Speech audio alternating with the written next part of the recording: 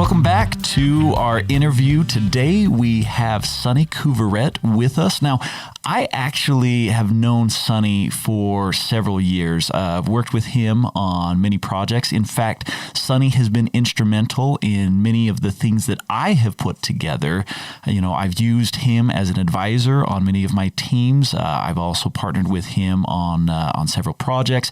And so it's a great privilege to have him on the show today. But Sunne's real passion is in leadership. In fact, what we're going to be talking about a lot on the show today is his pathway to developing self-leadership, which is his business, and it's really his unique approach. And Sunne, when we get into this, I'm hoping that you're going to share some of your background. I know that you've got extensive experience in restaurant, and you've done quite a bit in car sales. In fact, I believe that one of the dealerships you're working with is ranked number 2 in the Western United States for car sales.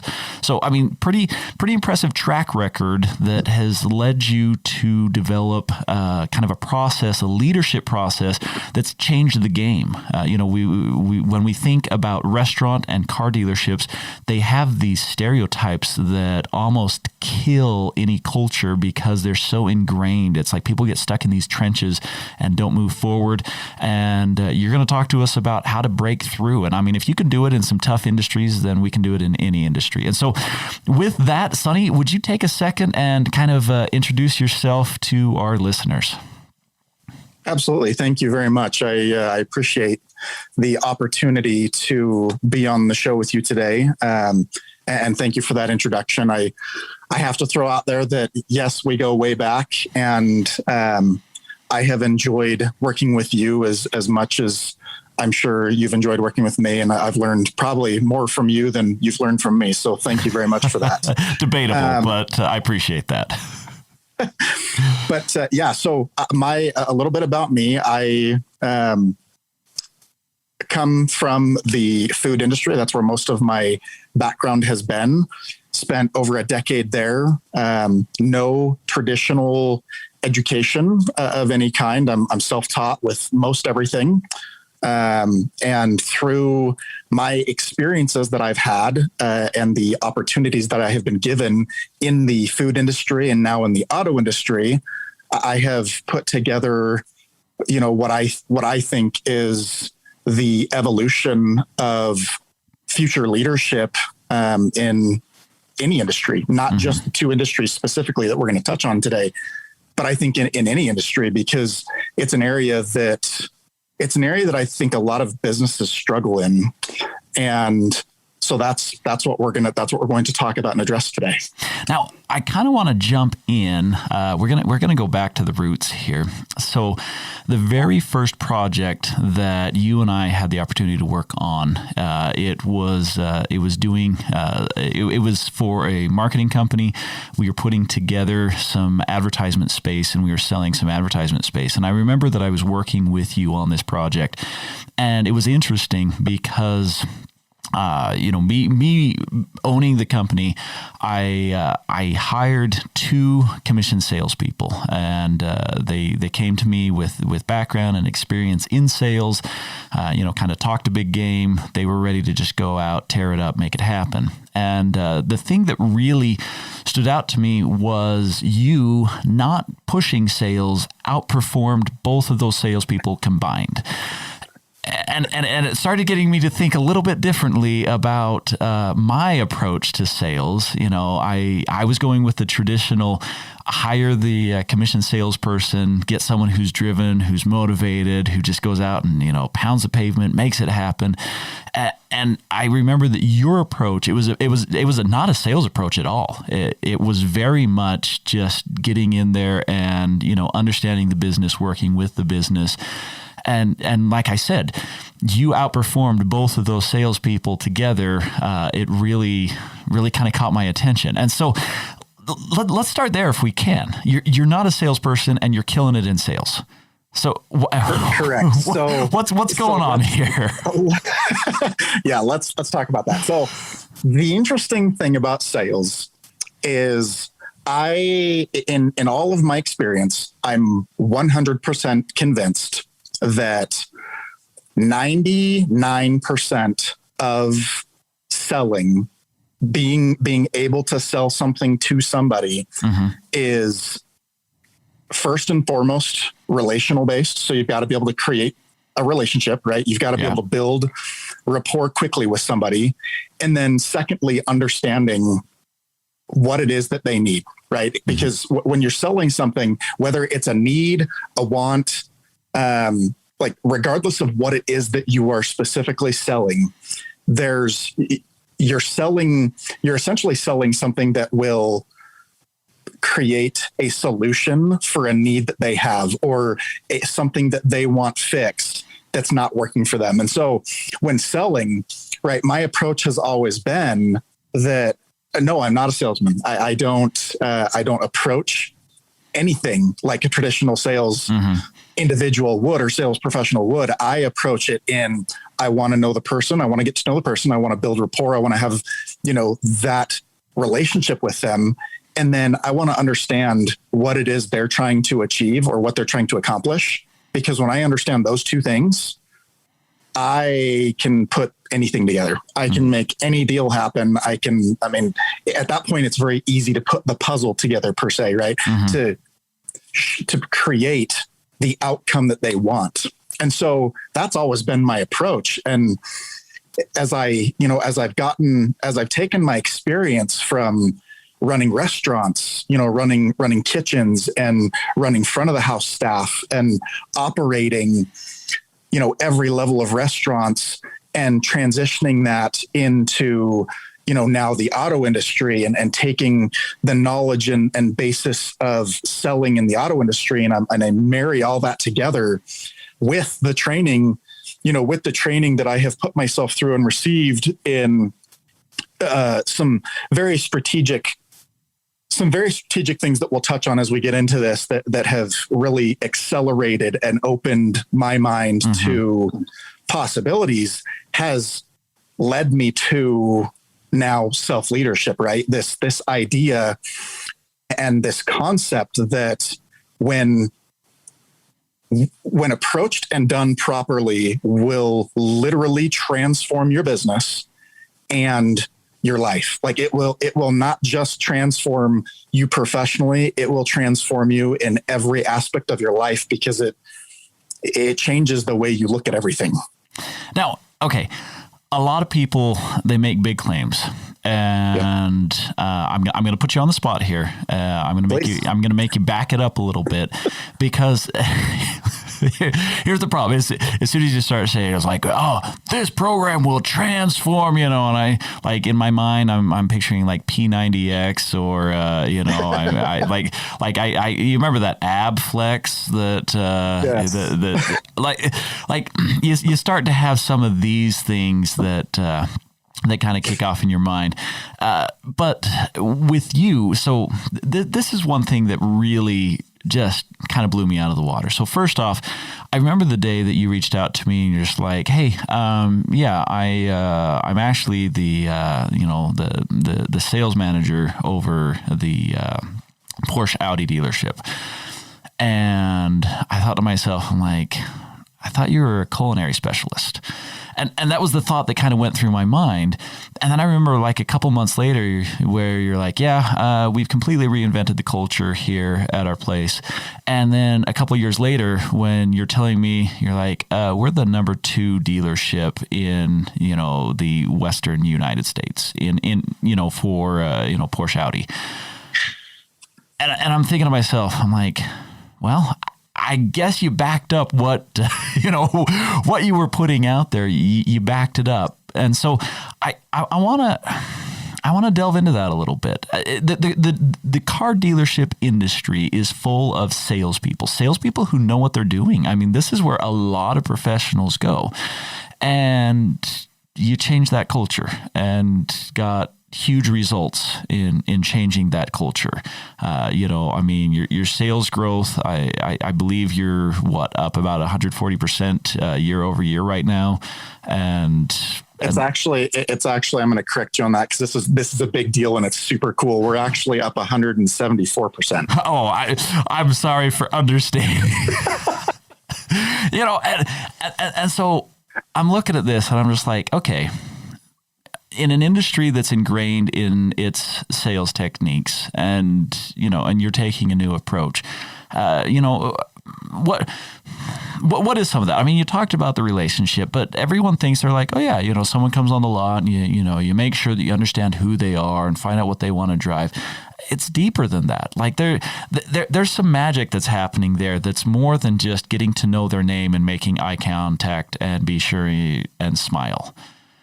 Correct. It's much deeper than that. So yeah, let's dive into that. So the reality is that when I stepped into the role that I'm in, and the sales departments for Porsche and Audi were turned over to me, there was some things that I understood. And mind you, I had only been in the auto industry when I took over these two sales floors.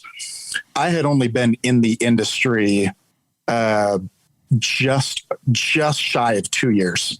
Right. So and I had zero experience in the auto industry prior to this. Right. Like I had spent my time in the restaurant world. Like that's where hospitality was my life prior to this. Now you should clarify that at hospitality, we're not talking, I mean, yes, you've done all levels, waiting tables and, back of the house and different things like that. But you did spend extensive amounts of time managing restaurants, at the GM and the DM level, making Absolutely.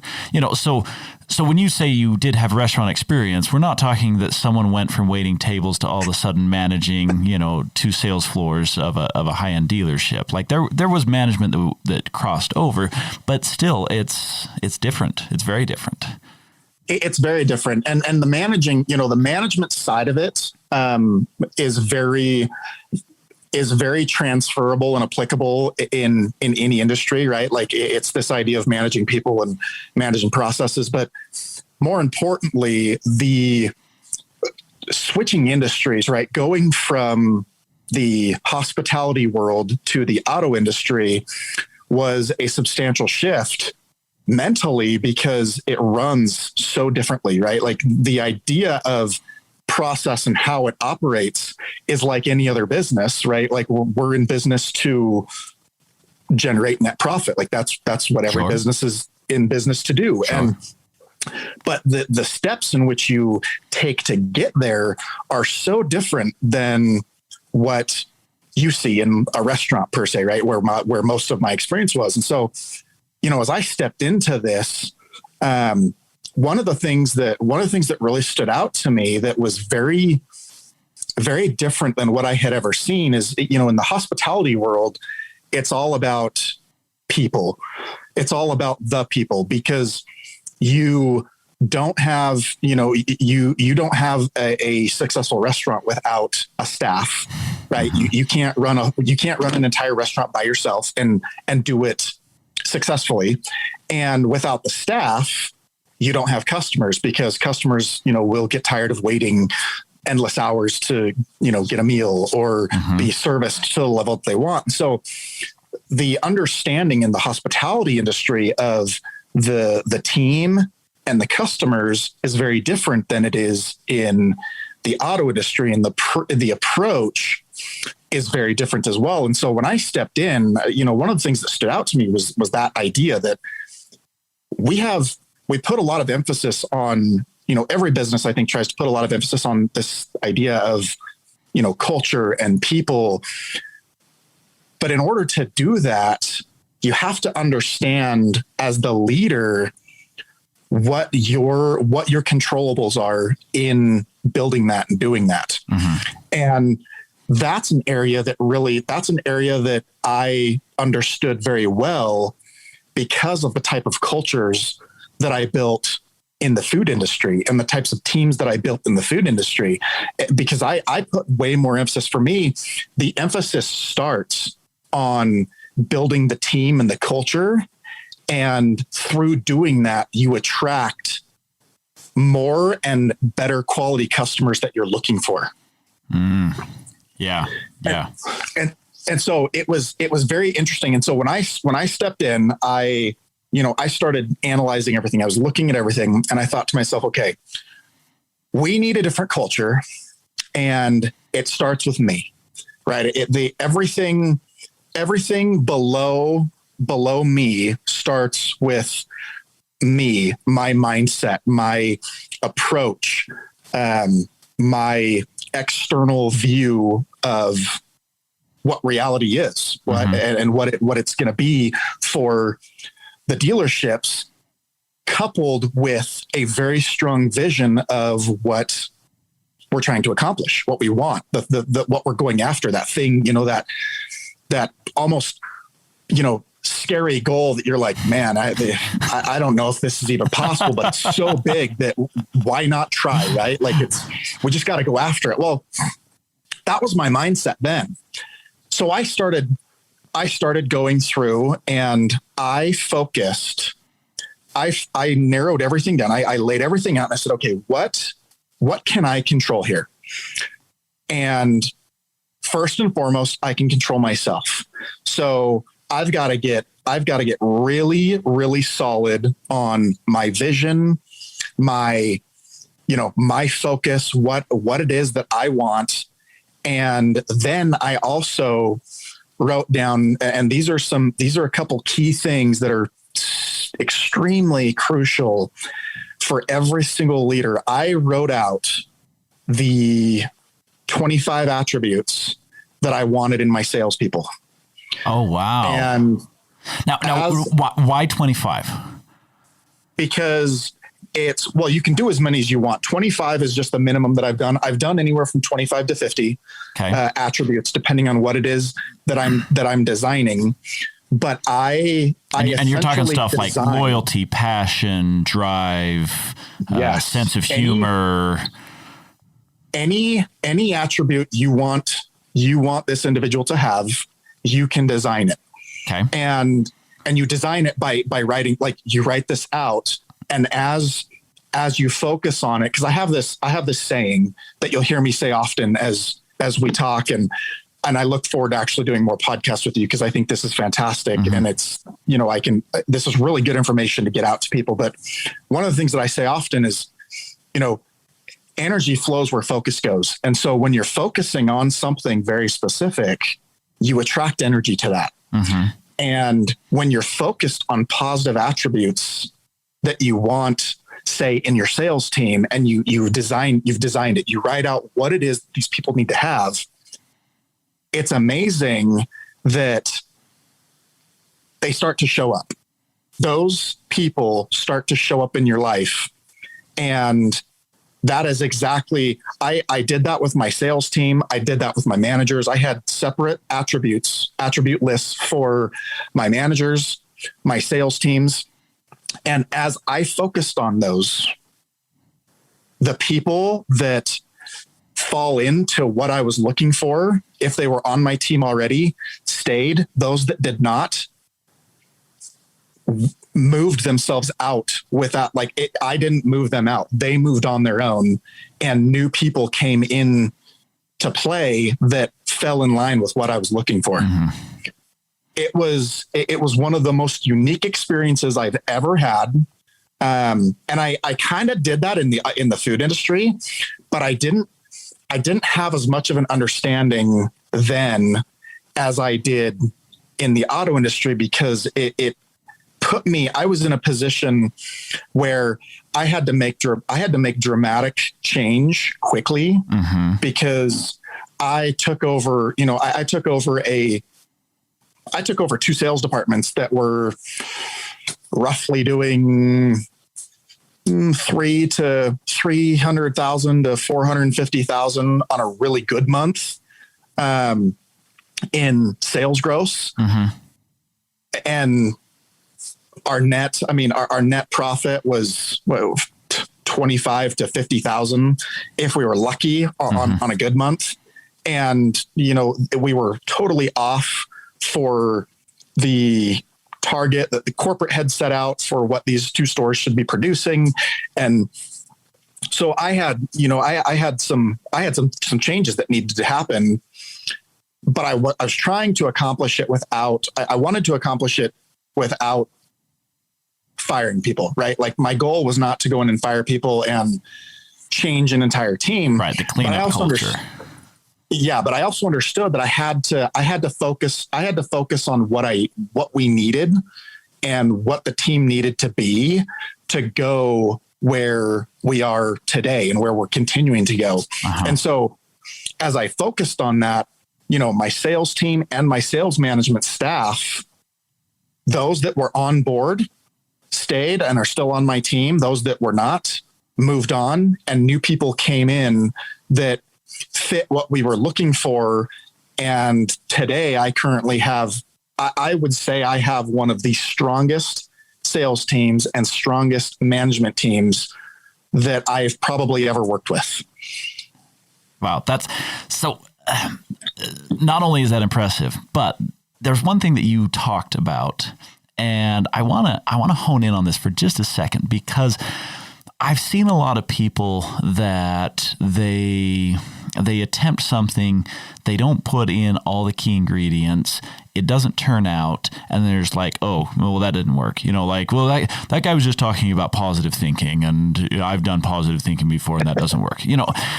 One of the things that you pointed out is in the restaurant industry, you're like, I was using these principles, but I wasn't quite ready for that. And I know we're in a podcast episode, and so you're like summarizing, like there's a lot that goes into this, and so I'm listening to this and I'm hearing you give this summation, but the key thing that really stood out to me was when you did it in the restaurant industry, you weren't quite there. You saw some results, but yes, not the amazing results that you're capable of today. And, and it's this whole process, this whole thing, and I look at, speaking of food industry, the difference between a master chef and just someone who cooks is subtle. It's, very, the main ingredients are all the same. The subtle ingredients, how to put the spice in, when to add a certain ingredient, at what point is everything just right. And it's all these subtle differences that are, making the difference. And so that's what I feel like you're talking about here, is you're talking about those subtle differences. It's like, look, yes, we hear all the time, get the right people in the right seats on the right bus, but I can't tell you how many organizations that I work with that I'm like, you got the wrong people. I had an organization once, they brought me in. They had heard of what I had done, so they kind of sought me out. They're like, hey, I keep hearing your name. Apparently you've done some good things for some businesses. And I'm like, yeah, I appreciate the compliment. What can I do for you? And, they're like, we're on the verge of something and I need some help. And so I go in and I talk with the owner and I just tell him, I'm like, hey, by the way, you got the wrong management team in place. One of those people happened to be his brother.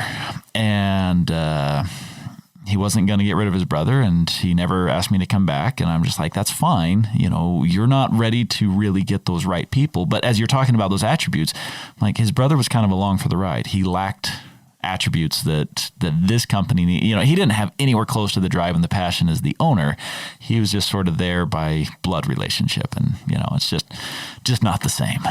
No, it's not. And the interesting thing that I've learned. So, as I was doing this, right, I started to see results, and I'm thinking to myself, okay, there's more to this. There's more here that even then I wasn't aware of. Mm-hmm.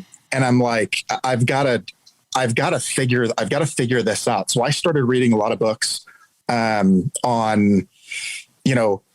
mindset and, what your, the various areas of your mind and how that all plays into the human body. And that's when things really started to get super interesting, and what I've been able to do through that and accelerate the results. So as I was going through this journey, right, I was searching things out, and I was doing a lot of research, lots of reading, and I came across this concept of neuro-linguistic programming. Okay. And it was very foreign to me. I've always been a really positive person, and that's never been that's never been a struggle for me. That's a struggle for a lot of people, which is not, that's not uncommon at all to be, question yourself, or, question, are you making the right choice? Or, is this really a good thing for me? Or when you're in a situation, like staying positive through it and focusing on, the things that you can focus on and that will actually yield you the results you want, not a result you don't want. And so as I started digging into this concept, there's some key things that I came across. And one of those, so I'm going to run down a few things that I teach on when I'm working with individuals or with businesses, because it's what I've taught to my team. Now, this is in your self-leadership program. This is yes. These are some key things in my self-leadership program that are very, very game changer. And the first one is this idea of perception is projection. Okay. And so as we talk about that, like as you think about that, some people are like, well, yeah, if I think about a pink elephant, I'm naturally going to see that in my mind, right? Like I'm going to see a pink elephant because that's what I'm thinking about. Well, the idea of perception is projection goes so much further than that, because it's really what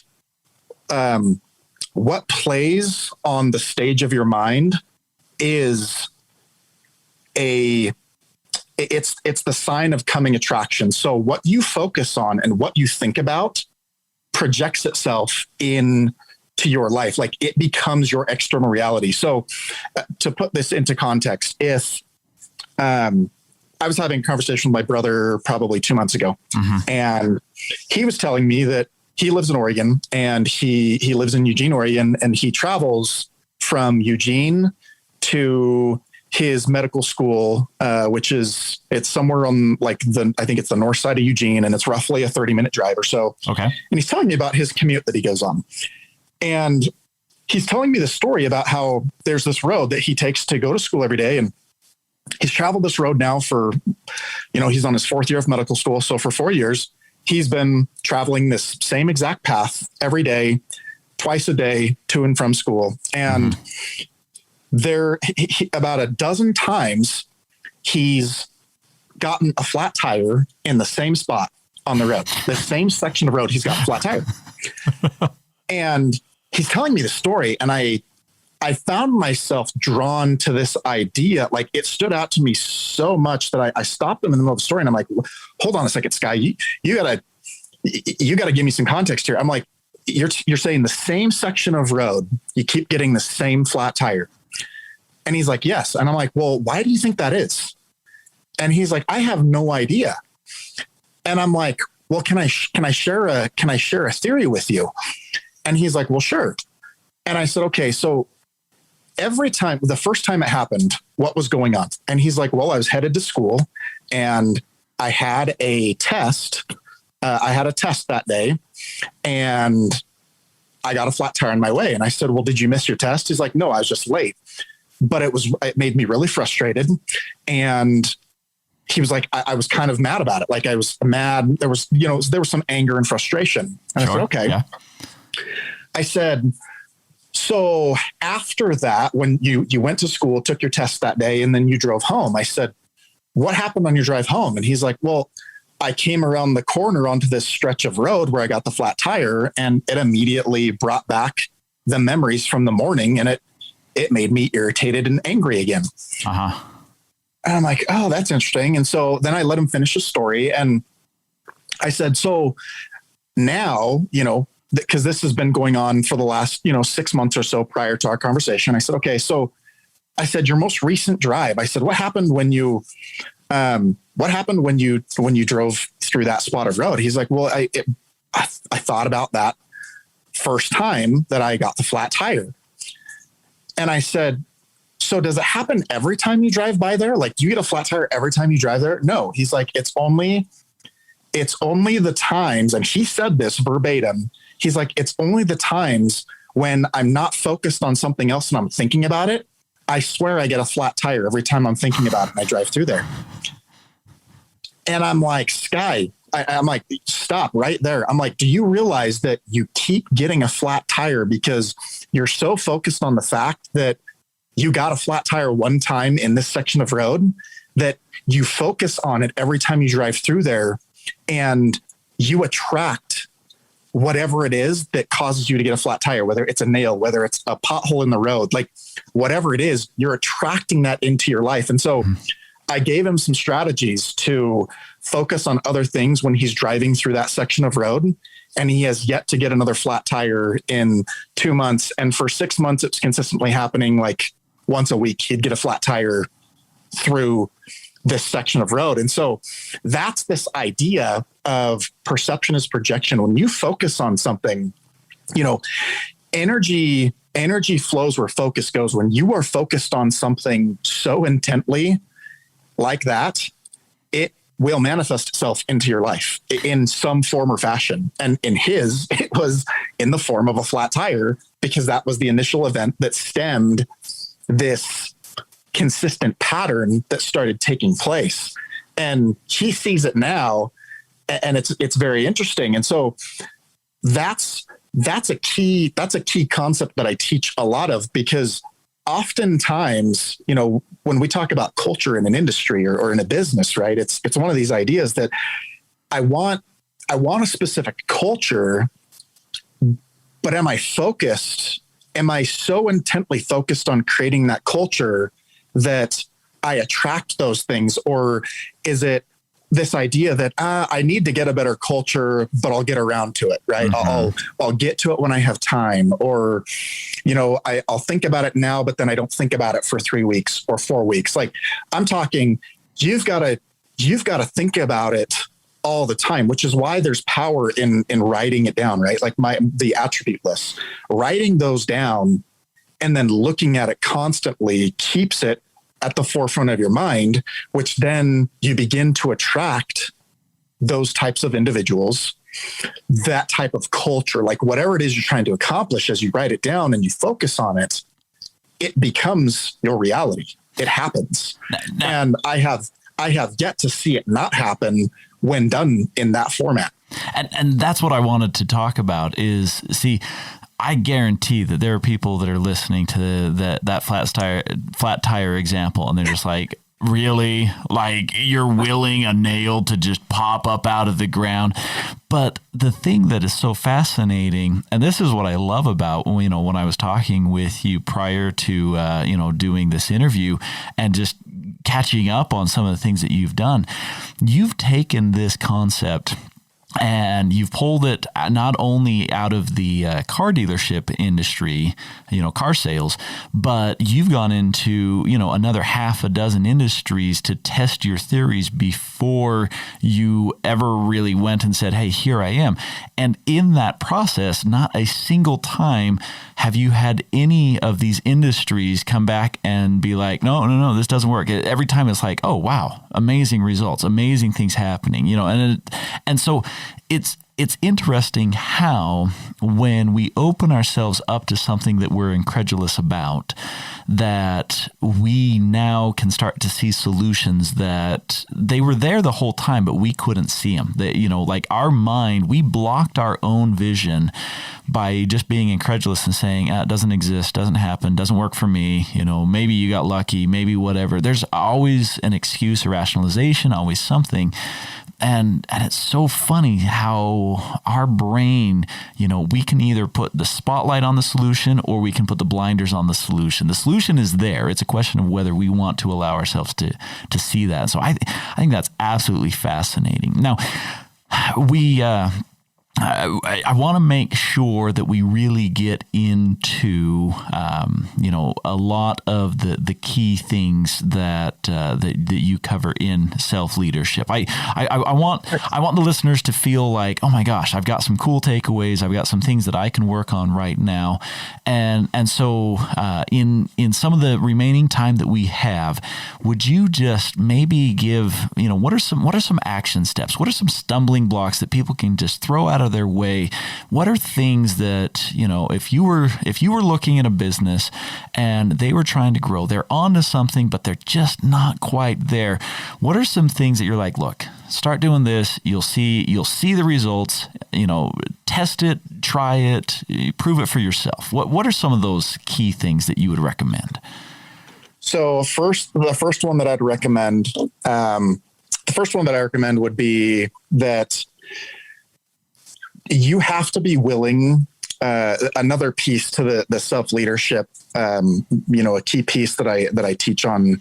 I actually have some extensive training and teaching that I do on this is it's called the mirror, right? And it's understanding that if you're not getting a result that you want, or if you're onto something, but it's just not quite there, and there's something there, but you're not really sure. You're not really sure where to go with it or how you're going to get it from where it is to where you're trying to go. Mm-hmm. You have to be able to step back and ask yourself, what am I doing? Two things. What am I doing that's stopping this from progressing? And what do I need to learn to make this progress? Mm.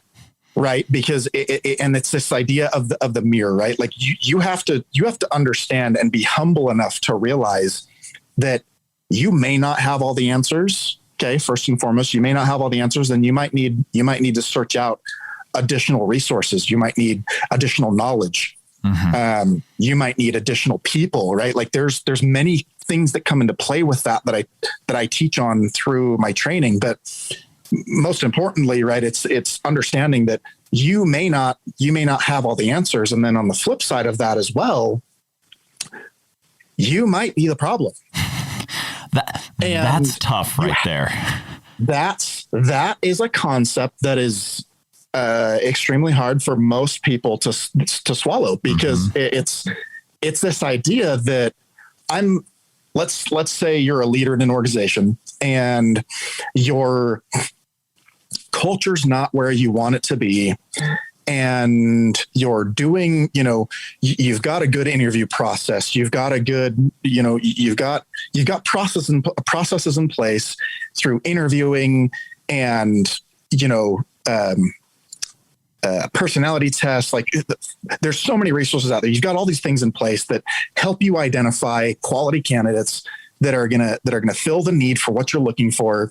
But for some reason, the culture just, like, you hire these people and they're working there, but they're not to the level that you think they should be at, or they're not quite to that level that you're expecting, mm-hmm. that you expected them to be at based on, their interview and their background and all these things. And sometimes you have to be able to look in the mirror and ask yourself, what am I doing to cause this?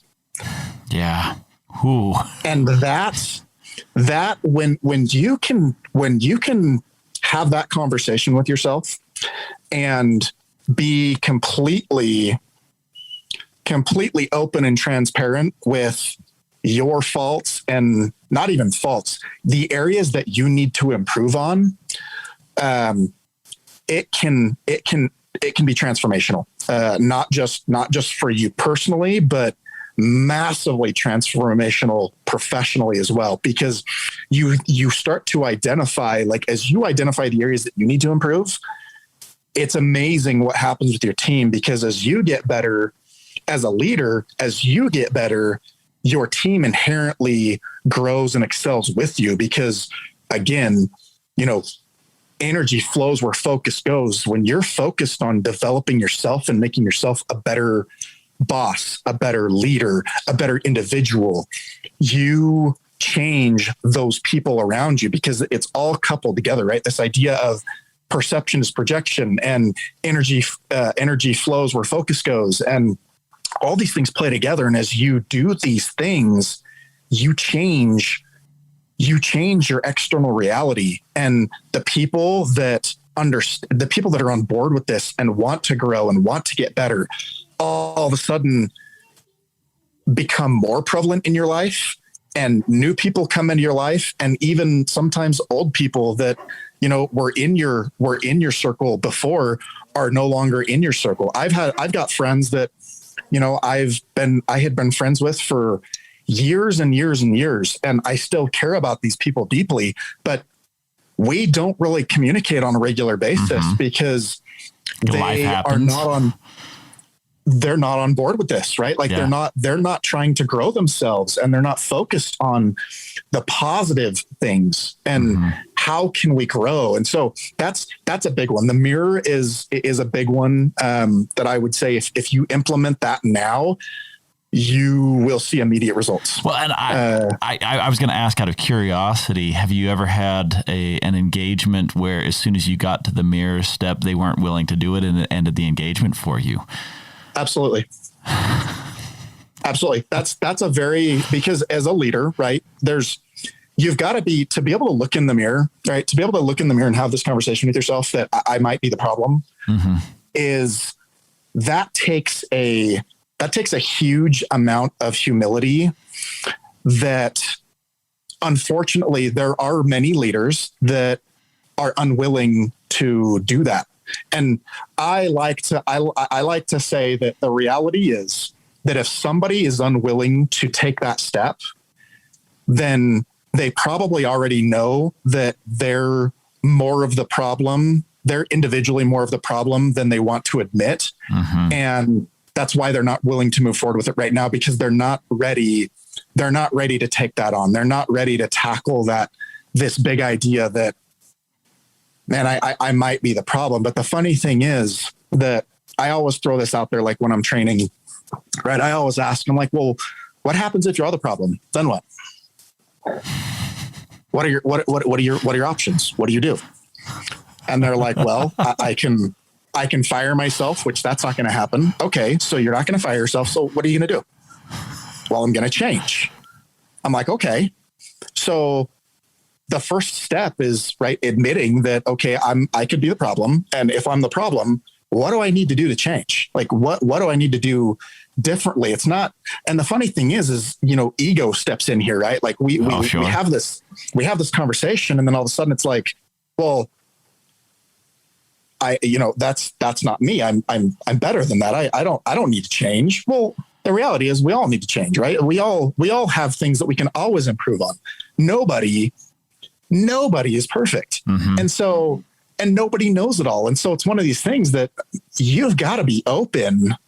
You've got to be open to that possibility that you could be, the problem in this mirror concept, and that you might have to change. Like there's some things that you might need to change, and that's okay, because you have to realize that to grow and develop and continue to rise higher than your previous self, there's going to be some change that's got to take place.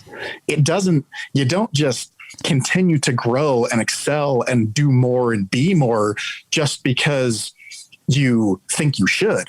There's growth that comes. There's change that takes place, mentally, emotionally, and spiritually through that in order to continue to grow and excel. And so, the mirror is a big one that I think if you implement it and you look at it objectively, it can be transformational, instantly transformational, because you will start to see things in a different light than you've ever seen them before. And so, yeah, so the mirror, that's a big one. The next one that I'd recommend is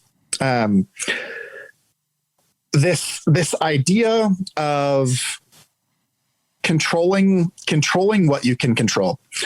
And that sounds very broad, but it's actually very focused, because the reality is, as a leader, right, in any organization, you oftentimes when you get to work, you have this plan of, okay, these are things I'm going to do today. And you get the whirlwind of 25 people coming and asking you all these random questions, right, that probably don't pertain to what you're trying to accomplish. Most of them probably don't even pertain to a question that you should be answering in your leadership role. Like there's probably other leaders that they should be going to asking these questions, or even better, finding the answer for themselves rather than asking for an answer. And we get sidetracked. And so I teach heavily in my leadership training, focus on the things that you can control. And so, and I teach this through, we have something we're trying to accomplish. We have a goal we're trying to reach. So when we know what that is, we narrow down, we reverse engineer it to what is the one thing that I can do every day that will control and determine my outcome. And in every single industry, there absolutely is one thing that you can focus on that will drive and yield you the greatest results. And so for me, as I, through all of my years of experience, when it comes to culture, right, I'm going to lean on culture here for a minute. When it comes to developing a culture, there is nothing greater that you can do with your time than pour into your people. And you pour into your people in the form of, one-on-ones, conversations, just conversing with people and getting to know them, like letting people know that you care, that, you're not 100% business all the time. Yes, we need to talk about, key metrics that we are either on point with, off point with, things that we're doing well, things that we need to improve on. Like, we've got to have those conversations. But more importantly, the most crucial conversations we can have are these conversations with our people, understanding our people, what drives our people, what motivates our people. And oftentimes we don't put precedence on that. We don't put priority on having those conversations because we have so much other stuff to do, when the reality is, when you focus on the key things that will actually drive your business, the numbers take care of themselves. So in my business, I converse on numbers and metrics of what we're doing maybe twice a week at best for 10 to 15 minutes. Okay. The rest of my time, literally the rest of my time, I spend developing my people, talking to my people, having simple conversations like this, teaching them something new, coaching them in something they're struggling with, right? Like it's pouring into our people and putting the focus and time and energy there. And as you do that, it's not only amazing how fast your people develop, but they also inherently become extremely loyal to you and your business because they know you care. They know that you have their best interest in mind in whether it's an easy conversation or a hard conversation you've got to have, right? They know that you're coming to them from a place of love and support, and you want to help them. And through conversing continually, not just like once a day, like many conversations with all your people as often as you can, will completely transform your culture. So everything that you're sharing here, I'm thinking to myself, I'm like, we've all heard it, but we're not digesting it. Like everyone knows, eat healthy, do your exercise, but how many people are actually, at the gym doing what they need to do? And that's what you're talking about. You're like, if you want to get results, let's do this. Let's get serious about this. And I love it. It's so that leads me right into my next recommendation. And that is understanding choice. Okay. So we all heard these things, right? Like you just pointed out, we've all heard these things. We know these, like most of us know these things. Is doing it or not doing it a choice? See, I always learned that, if it's a want, then you won't do it. If it's a need, that's when you'll take action. Yeah, but let's take want and need off the table. Is if you know something, if somebody knows something and if they know that, not eating sugar will help them lose weight, or, let's say it's somebody who's got, somebody who's, I don't know, they've got some intolerance or something, right? You know that if you drink milk, it's going to give you a stomach ache, or if if you eat cheese, it's going to make you bloated, or, not eating carbs is healthy for your body type, like whatever it is. Let's say something, and you continue to do it, even though it's probably not the best thing for you. Are you doing it just to do it, or is that a choice? Like, is that a choice that somebody's making to do that thing? Oh yeah. Okay. Interesting. I personally believe that it is, but sometimes we don't make it consciously. We allow our subconscious to make the choice, but it's still us. It's still our brain. It's still us making that choice. And that's where the power of focusing on what you want comes into play. Because again, energy flows where focus goes. When you're focused on something, it's at the forefront of your mind, and you will then make a different choice. Like, you'll make the choice you want to make. The thing that's hard for a lot of people, and you've brought it up a couple times, is, we all see things differently, right? We all have our own model of the world, and we all have our own lens in which we see the world. And we have developed our model of the world in this lens that we see through our experiences, through our life, through all the things that have taken place since the time we were born until now. And through all these things, we've developed our model of the world. And sometimes our model of the world is skewed. Sometimes we have distorted and deleted very pertinent information that would help us make a different choice, because at the time it happened, the good information that we received, we weren't ready to accept. And so our subconscious automatically just distorted it and deleted it. Mm-hmm. And we've developed this model of the world, and understanding that every single thing that we do is a choice. Mm-hmm. Like, it's whether consciously or unconsciously, it's a choice. And it's catching the times when you're making unconscious choices. And this is where the neuro-linguistic programming comes into play, is understanding how to reprogram your mind to where you train your subconscious to make the best choice that is for you, the best choice that you could make in every single situation. You train your subconscious to automatically go to that choice over anything else, so that over time, and it's through focusing on what you want, right? Like, you focus on what you want, and because that's on the stage of your mind, it's going to project itself into your life. You focus on what you want, you start to achieve what you want. You start to get different results than you've ever had.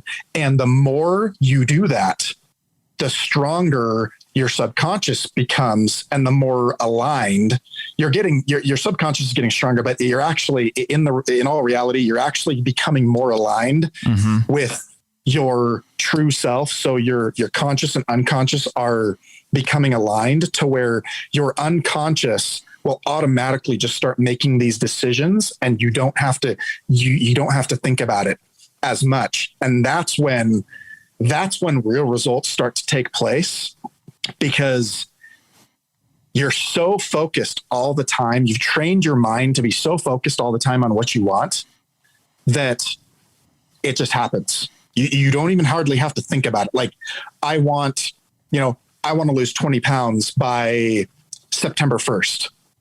And by August 25th, you're down 25 pounds, right? Like, your subconscious just starts to make positive choices, the choices that you want to make, but that sometimes, due to our model of the world and how we view things, we sometimes make less than quality choices. And it's seeing that, understanding that, and being able to course correct and adjust those, right? Which is that goes back to this idea of, looking in the mirror and realizing that everything that you have in your life is through choices you've made, good, bad, or indifferent. Everything that has happened or that you have in your life has come through choices you've made. And I could walk anybody back through any of that, whether let's take a negative, something negative that took place. It has been brought about because of choices, various, probably not just one, probably many choices, poor choices that were made that led to a specific result. Mm-hmm. And oftentimes this is a concept that oftentimes people struggle with not understanding, willing to accept, right? Willing to accept this idea that, okay, I really do have total control of my life because everything I do is a choice. And it's choosing what's best, right? It's, as a leader, it's understanding that, when a situation happens, you have a choice in that moment to, let's say somebody made a mistake and it costed the company $5,000. Mm-hmm. Okay. In that moment, you have a choice. You can fly off the handle and be completely unreasonable and look like a total buffoon, or you can be calm and collected, learn from it, teach from it, coach from it, and then implement a process that will mitigate that from ever happening again. Mm-hmm. Right? Which in that specific situation, which of those two scenarios is better? Right. It's understanding that. And so choice is a huge one. Understanding the power of choice and that everything is a choice is another one that I would absolutely recommend implementing and looking at everything. Like, as you go through your day, being cognizant of the choices that you're making. And if you don't feel like, that's not really a choice, ask yourself, why is that not a choice? Mm-hmm. By me doing this, or me saying this, or me doing that, or this, like, how is me doing that not a choice? Right. Like and walking yourself back to understand why it is a choice and how it's a choice, because everything is a choice. Yeah. Literally everything. Yeah. Wow. Tons of great information. I love it. In fact, I'm looking at this and I'm thinking we could just keep going and going, and we really should. And, like you said, we're going to do some follow-ups here. Yes. Thank you so much. If you guys want to be able to reach out directly to Sunne, we are going to put his contact information in the description on this episode. So you'll be able to check that out, reach out to Sunne, and learn more about his program, what he puts together. But Sunne, thank you so much for coming out today. We'll talk soon. Okay, sounds good. We'll talk soon. Okay, take care. Bye. Take control of your business today. Go to learndesk.us and search marketing management and money for the small business insights you've always wanted. Be sure to stay tuned for new episodes on the first and third Wednesdays of every month, and make sure to subscribe to be notified when we release bonus content such as interviews and short discussions.